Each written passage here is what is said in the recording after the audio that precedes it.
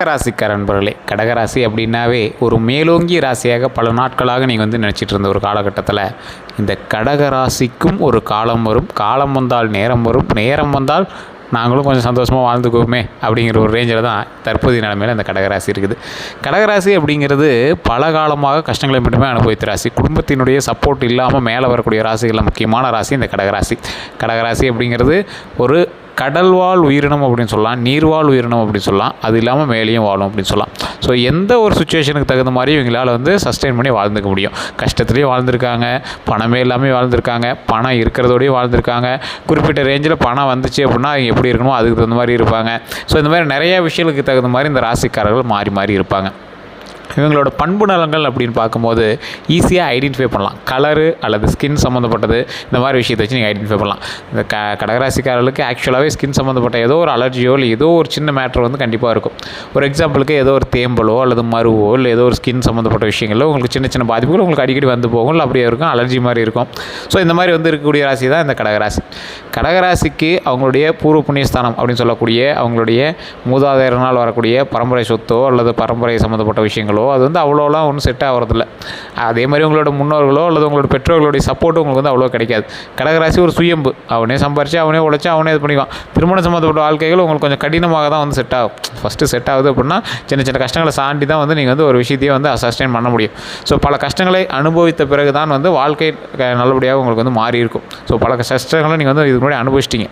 So அந்த கஷ்டங்கள்லாம் அனுபவிச்சாச்சு, இதுக்கு மேலே எந்த பிரச்சனையும் இல்லை. இதுக்கு மேலே வரக்கூடிய வாழ்க்கை ஒரு அற்புதமான வாழ்க்கையாக அமைய இருக்குது. இந்த அற்புதமான வாழ்க்கை கிட்டத்தட்ட ஒரு வருடம் அல்லது 1.5 வருட காலமாக உங்களுக்கு ஓரளவுக்கு ஆரம்பிச்சிருக்கு. ஏன்னா அந்த ஒரு வருடத்திற்கு முன்னாடிலாம் ரொம்ப கஷ்டப்பட்டுருப்பீங்க. இப்போவுமே பார்த்தீங்கன்னா பாதி பேருக்கு அந்த கஷ்டம் முடிஞ்சிருக்காது. ஒவ்வொருத்தருக்கு சின்ன சின்ன ஃபினான்ஷியல் சம்மந்தப்பட்ட இஷ்யூஸ்லாம் இருந்துட்டு தான் இருக்கும். அப்படியே போக போக அது எல்லாமே சரியாயிட்டே வரும். இந்த ராசிக்காரர்கள் தொழில் சம்மந்தப்பட்ட விஷயங்களாக இருக்கட்டும், கல்வி சம்மந்தப்பட்ட விஷயங்களாக இருக்கட்டும், ஒரு புது நிறுவனங்களில் இருக்கக்கூடிய ஒரு விஷயங்களாக இருக்கட்டும், எதுவாக இருந்தாலும் கொஞ்சம் பார்த்து பொறுமையாக நிதானமாக செய்ய ஆரம்பிச்சிங்க அப்படின்னா நன்மை உண்டு.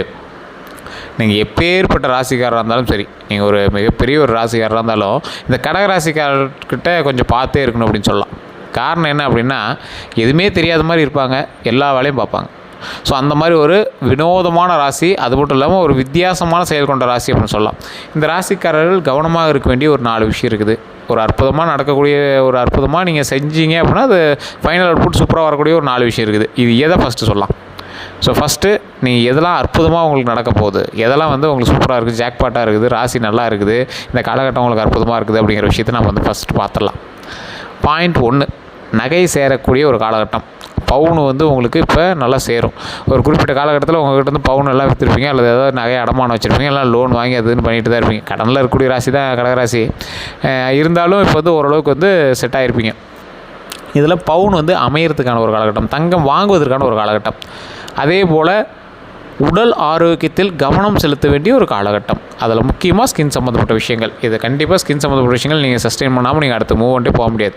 ஸோ அந்த மாதிரி ஒரு காலகட்டமாக தான் இது அமையுதுங்க.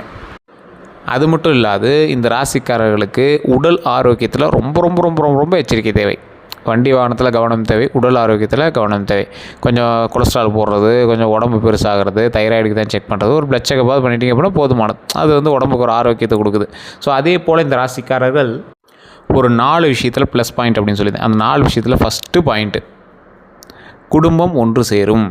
பிரிந்திருந்த குடும்பங்களும், பிரிந்திருந்த சொந்தங்களும், பிரிந்திருந்த சகோதர சகோதரிகளும் ஒன்று சேரக்கூடிய ஒரு அற்புதமான காலகட்டம். கொஞ்சம் உங்களுக்கு பண செலவெல்லாம் இருக்க தான் செய்யும். எல்லாத்துக்கும் சமாளிக்கிறது, குடும்பத்தை பார்த்துக்கிறது, அந்த மாதிரி விஷயங்கள் இருக்க தான் செய்யும். இருந்தாலும் எல்லாம் ஒன்று சேரக்கூடிய ஒரு காலகட்டம், அற்புதமான ஒரு காலகட்டம். வண்டி வாகனங்கள் கொஞ்சம் கவனமாக இருங்க, அதுதான். ஸோ அடுத்தது குடும்ப ரீதியான விஷயங்களும் உங்களுக்கு ஓகேவாக இருக்குது. சப்போர்ட்டு கிடைக்கும். உங்களோட பேரண்ட்ஸ் சப்போர்ட்டு, உங்களுடைய முன்னோர்கள் சப்போர்ட்டு, உங்களுடைய குடும்பத்தினுடைய சப்போர்ட் கிடைக்கும். நீங்கள் ஒரு தொழில் பண்ணுறீங்க, கல்யாணம் பண்ணுறீங்க, இல்லை லவ் மேரேஜ் பண்ணுறீங்க, ஏதோ ஒரு வகையில் உங்களுக்கு சப்போர்ட் கிடைக்கும். பாயிண்ட் 2. பாயிண்ட் 3 என்ன அப்படின்னா, உங்களுக்கு ஒரு சூப்பரான ஒரு வேல்யூ தற்போது நிலைமையில் நகை சேரும். நகை சேருவதற்கான ஒரு அற்புதமாக சார், நகை விலை எங்கேயோ விற்குது சார், நீ வேறு அப்போது அதுன்னு என்னமோ சொல்லிட்டு இருக்கிறாங்க, என்னன்னு தெரியல, விலையெல்லாம் ஏறுதுங்கிறாங்க, எப்படி சார் இப்போ சேர்த்துறது அப்படின்னு கேட்டிங்கன்னா, கண்டிப்பாக இந்த டைமில் நகை சேருதுங்க. நீங்கள் ட்ரை பண்ணிங்க அப்படின்னா உங்களுக்கே தெரிய ஆரம்பிக்கும். இந்த டைமில் கண்டிப்பாக நகையினுடைய விலை ஏறினாலும் உங்களுக்கு நகை சேரக்கூடிய ஒரு காலகட்டமாக, நகையோட வேல்யூ அதிகமானாலும் நகை அதிகமாக பொருந்தக்கூடிய ஒரு காலகட்டமாக வரக்கூடிய ஆண்டுகளும் அமையுது. ஸோ இப்போ கடந்த ஒரு 1.5 காலமாக நகை வந்து பாயிண்ட்டாக கூட ஏறிட்டு தான் இருக்கும். அதனால் ஒரு நன்மை உண்டு. அதே போல் இந்த ராசிக்காரர்கள் எதில் கவனமாக இருக்க வேண்டும் என்றால், திருட்டு சம்மந்தப்பட்ட விஷயத்தில் கவனமாக இருக்கணும். உங்களோட நகை வாங்குறது, பணம் வாங்குறதுலாம் மேட்ரு கிடையாது. அதை சேஃபாக வச்சுக்கிறது தான் பெரிய மேட்ரு. அதேமாதிரி வாங்குறதும் பெரிய மேட்ரு தான். அதை வந்து சேஃபாக வச்சுக்கிறதுல நீங்கள் ரொம்ப கவனமாக இருங்க. அதேமாதிரி பாயிண்ட் 4, இந்த விஷயம் வந்து உங்களுக்கு ஒரு ப்ளஸ் பாயிண்ட்டாக அமையுது. ஆனால் இது வந்து தசாபுத்தி பொறுத்து தான் அமையும். இது நிறைய பேருக்கு தெரியறதில்ல. இது இந்த பாயிண்ட் 4லேயே ஒரு 2-3 விஷயத்த சொல்லலாம். அதில் வந்து உங்களுக்கு தெரியணும் அப்படின்னா, தயவு செய்து உங்களோட ஜாதகத்தை டைம் லோக்கல் செக் பண்ணுங்கள், உங்களோட மாந்தி செக் பண்ணுங்கள், உங்களோட பூர்வ புண்ணிய ஸ்தானத்தை செக் பண்ணுங்கள், உங்களோட தசாபுத்தி ஃபஸ்ட்டு செக் பண்ணுங்கள். தசாபுத்தி செக் பண்ணும்போது உங்களுக்கு பொருந்துது அப்படின்னா பிரச்சனையே கிடையாது. தசாபுத்தி உங்களுக்கு செட் ஆகுது, ஒன்றும் இஷ்யூஸ் இல்லை அப்படின்னா பிரச்சனையே கிடையாது.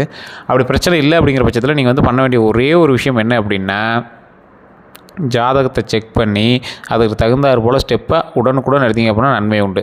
இல்லை சார் அங்கே லோக்கலில் ஜாதகம் பார்த்து ஒன்று செட் ஆகலை அப்படின்னா டிஸ்கிரிப்ஷன் நம்பர் கொடுத்துருக்கேன், பிரபல ஜோதிடர் நம்பர் தான் கொடுத்துருக்கேன். இவர் வந்து என்ன பண்ணுவார் அப்படின்னா, ஒரு பிரபலமான ஜோதிடர், கிட்டத்தட்ட 200க்கும் மேற்பட்ட ஜோதிடர்களுக்கு ஆசான். ஒரு திருமண சம்மந்தப்பட்ட விஷயங்களை எதுவும் செட் ஆகாமல் இருக்கிறது, அல்லது காதல் சம்மந்தப்பட்ட விஷயத்தில், வசியம் சம்மந்தப்பட்ட விஷயத்தில் நிறைய விஷயங்கள் பிரச்சனையாக இருக்குது, ஃபேமிலிக்குள்ளே பிரச்சனையாக இருக்குல்ல, அந்த பிரச்சனைலாம் சால்வ் பண்ணி விடுவார். ஜாதக ரீதியாக என்னெல்லாம் இஷ்யூஸ் இருக்கோ அது எல்லாமே சரி பண்ணி கொடுத்துருவார். ஃபேமிலி இஷ்யூஸ் எல்லாத்தையும் சால்வ் பண்ணி விடுவார்.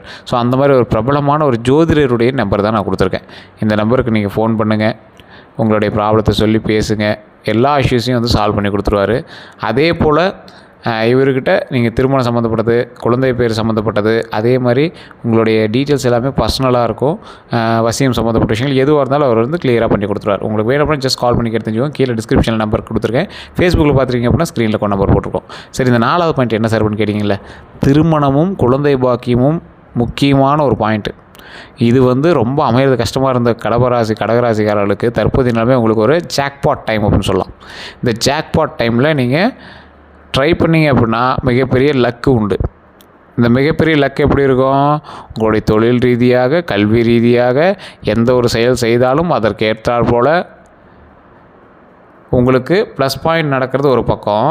நீங்கள் ஸ்டெப் இத்தனை நாள் எடுத்திருந்தாலும் உங்களுக்கு வந்து திருமணம் அமையாமல் இருக்குது அப்படின்னா, இந்த டைமில் நீங்கள் ஸ்டெப் எடுக்க ஆரம்பிச்சிங்க அப்படின்னா வாய்ப்பு உண்டு. ஏன்னா இப்போ உங்களுக்கு ஃபேமிலி சப்போர்ட் வந்துடுது. இந்த சப்போர்ட் மூலமாக உங்களுக்கு வந்து வாய்ப்பு அதிகமாக கிடைக்கிது. ஸோ அதே போல் இந்த ராசிக்காரர்கள் கவனமாக இருக்க வேண்டிய ஒரு 4 விஷயம் டக்குன்னு அது பாயிண்ட் வச்சுக்காங்க. கடகராசிக்காரர்கள் கண்டிப்பாக இந்த டைமில் கொஞ்சம் எச்சரிக்கையாக இருக்கணும். ஃபஸ்ட்டு பாயிண்ட்டு, வண்டி வாகனத்தில் கவனம் தேவை. ஃபஸ்ட்டு பாயிண்ட்டே சொல்லியாச்சு. வண்டி வாகனத்தில் ரொம்ப எச்சரிக்கையாக இருக்கணும். நீங்கள் வந்து அதிகமாக வந்து ட்ராவல் சம்மந்தப்பட்ட விஷயங்கள் தான் பண்ணியிருப்பீங்க. தொழிலுமே ட்ராவல் சம்மந்தப்பட்ட தொழில் தான் பண்ணியிருப்பீங்க. அதிகமாக வெயில் சம்மந்தப்பட்ட விஷயத்தில் தான் வந்து சுற்றக்கூடிய ஒரு ஆட்களாக இருப்பீங்க. அதுலேயும் மோஸ்ட்லி 2 வீலர் சம்மந்தப்பட்டதாக தான் அதிகமாக இருக்கும். ஸோ அந்த மாதிரி விஷயத்தில் ரொம்ப ரொம்ப கவனமாக இருந்தே ஆகணும் அப்படிங்கிற ஒரு காலகட்டம்.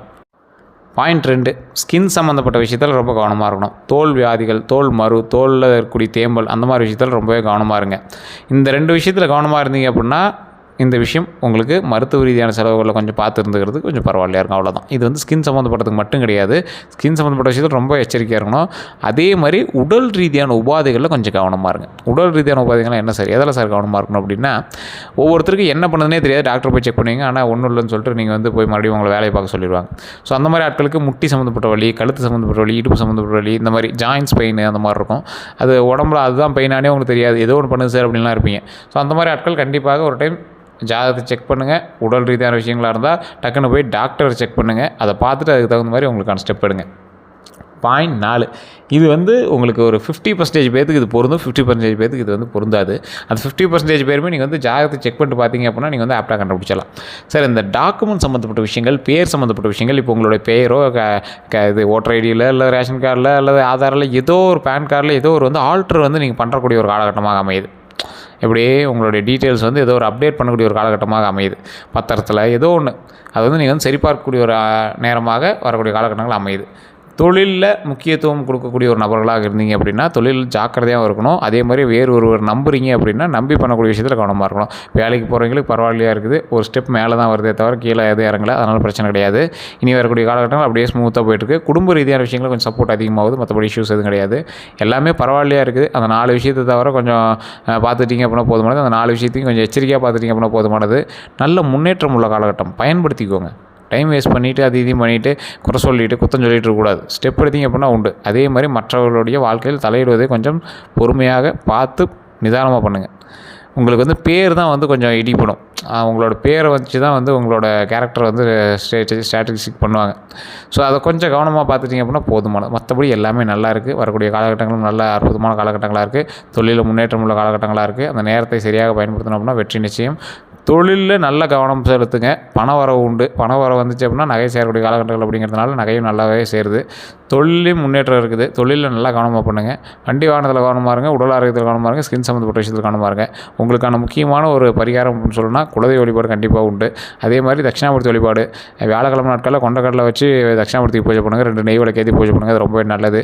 முடிஞ்ச அளவுக்கு ஒரு 2-3 பேருக்காவது சாப்பாடு அன்னதானம் பண்ணுங்கள். அது ரொம்பவே நல்லது. வேறு ஏதாவது கருத்துக்கள் இருக்குன்னா கீழே டிஸ்கிரிப்ஷன் நம்பருக்கு அந்த நம்பருக்கு ஃபோன் பண்ணி பேசி தெரிஞ்சுக்கலாம். எல்லோருக்கும் நன்றி நண்பர்களே.